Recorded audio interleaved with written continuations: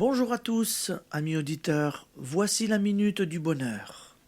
Et aujourd'hui, il y a de la place au premier rang. L'avez-vous remarqué? Lorsque vous entrez dans une salle comble, il est fréquent qu'on vous dise « Il y a de la place au premier rang ». De même, au jour d'affluence dans les gares, une pancarte signale qu'il y a de la place en tête. Oui, nos malheurs et ceux de l'humanité viennent du fait que nous nous contentons de piétiner dans un règne qui est à peine au-dessus du règne animal.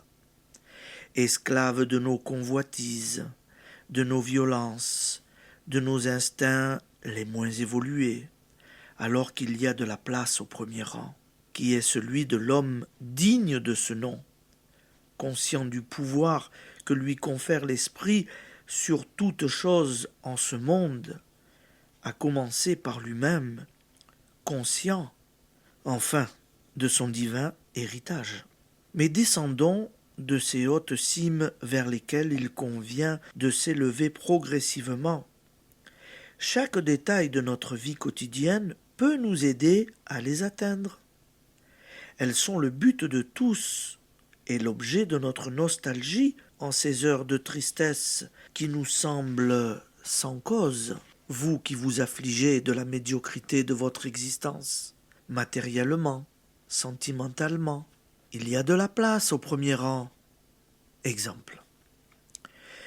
Il peut être difficile de trouver une place de sténodactylo.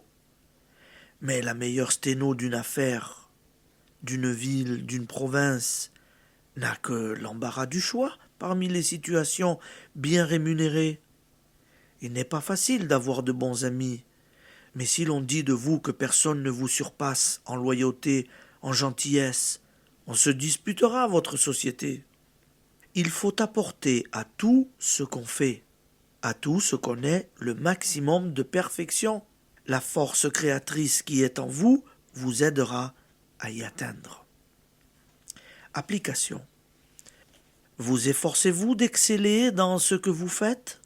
Ne vous débattez-vous pas pour entrer dans un compartiment bondé de la foule des médiocres, alors qu'il vous suffirait de marcher un peu pour trouver en tête de train un compartiment vide où vous serez à l'aise? Ces pas en avant, faites-les. Allez, bonne journée, amis auditeurs, et à demain.